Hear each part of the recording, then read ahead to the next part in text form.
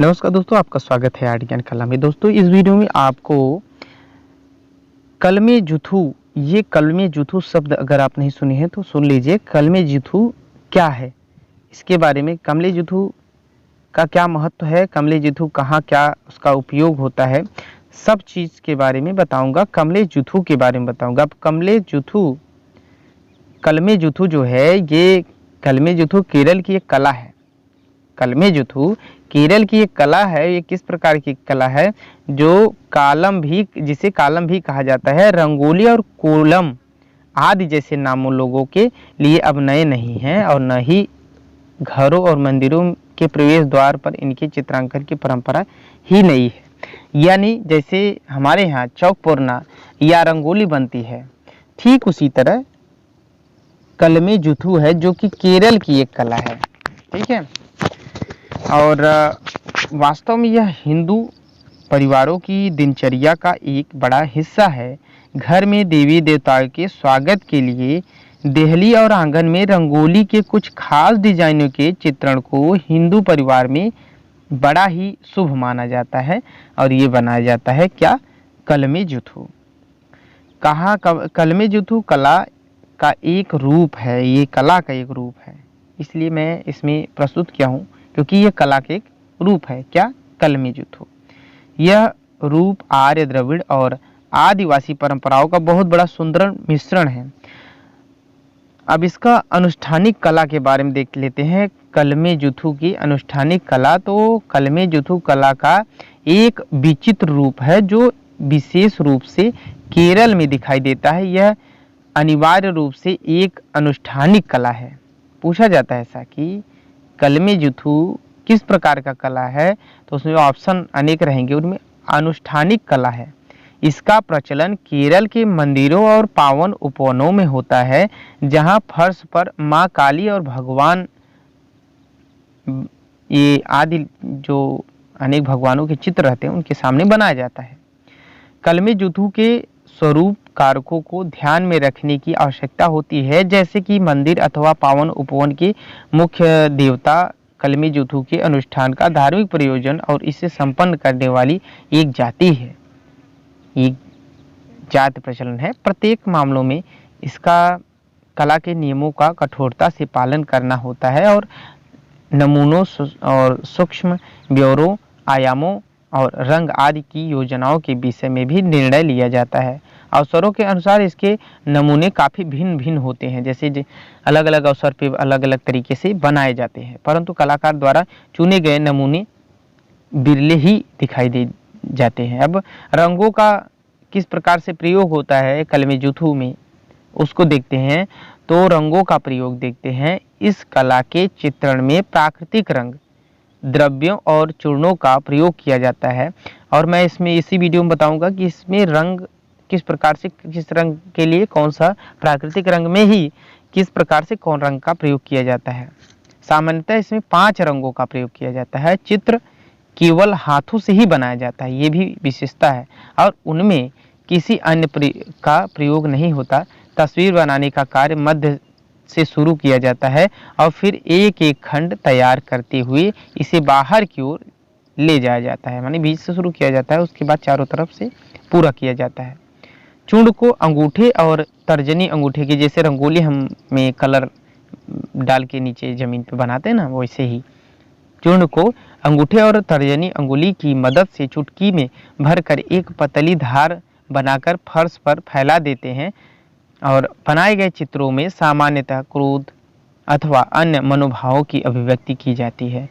सभी चूर्ण और रंग द्रव्यतः पौधों से तैयार किए जाते हैं, जैसे कि सफ़ेद रंग के लिए, अब किस रंग के लिए कौन सा चीज़ यूज़ किया जाता है उसके बारे में देखते हैं कि सफ़ेद रंग के लिए चावल का चूर्ण होता है, काले रंग के लिए जली हुई भूसी होती है, पीले रंग के लिए हल्दी का प्रयोग किया जाता है, लाल रंग के लिए नींबू और हल्दी को जब मिश्रण में मिलाएंगे तो लाल रंग तैयार होता है, माने, और हरे रंग के लिए कुछ पेड़ों की पत्तियों का प्रयोग किया जाता है।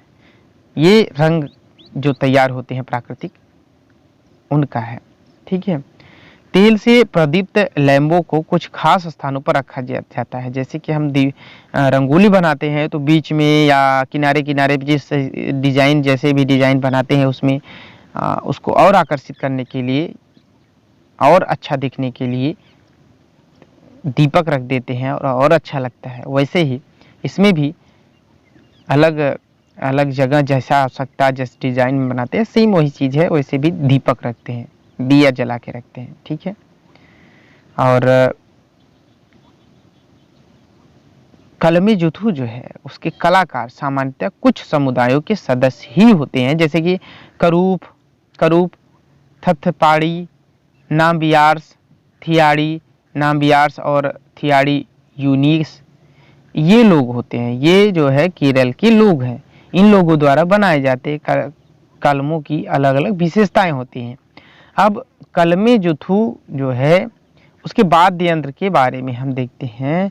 उसमें वाद्य यंत्र और गीत क्या होते हैं, कलमे जुथू में क्या चित्रित होते हैं। तो कलमे जुथू पूर्ण रूप से होने पर देवता की उपासना की जाती है, यानी ये एक प्रकार से ये पौराणिक के हिसाब से है, देवताओं की उपासना की जाती है। उपासना के कई तरह के संगीत के वाद्यों को बजाते हुए भक्ति गीत गाए जाते हैं। ये गीत मंत्रोच्चारण का ही रूप है, यानी जिस तरीके से हमारे यहाँ पूजा पाठ होता है, पूजा होता है, मंत्र उच्चारण होता है, उसी प्रकार से ये गीत का भी ये जो कलमे जुथू है उसको बनाने के बाद और भक्ति गीतों को या संगीत के वाद्य को बजाया जाता है, जो कि एक मंत्र के समान होता है, उसका पहलू मंत्र के समान होता है।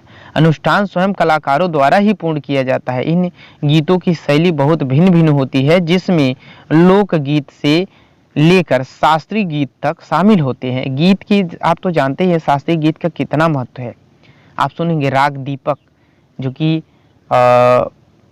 मियां मल्हार ने राग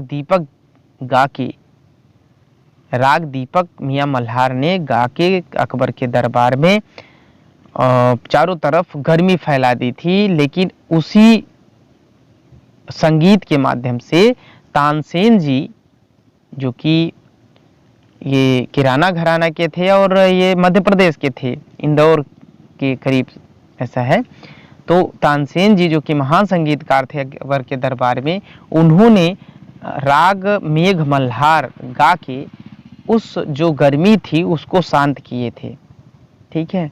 तो इस प्रकार से एक हकीकत भी है और एक कहानी के रूप में हम सब पढ़ते भी है। ठीक है। और जो संगीत प्रेमी है, जो संगीत से रिलेटेड है, उनको भी ये आवश्यकता होती है, मतलब वो पढ़ते हैं, उनकी सब्जेक्ट।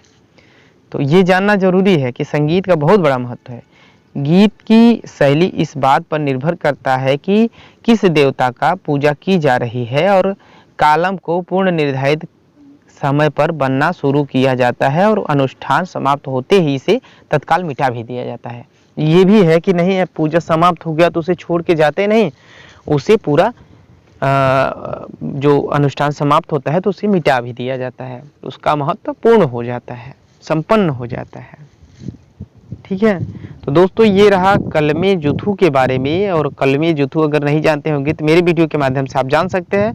और ये वीडियो अगर अच्छा लगा हो तो प्लीज़ लाइक करें, अपने दोस्तों तक शेयर करें, और चैनल को अभी तक सब्सक्राइब नहीं किया तो प्लीज़ सब्सक्राइब कर लें और बेल आइकन साथ में दबाएं, जिससे मैं जब भी वीडियो अपलोड करूँ आप तक तुरंत नोटिफिकेशन पहुँच जाए।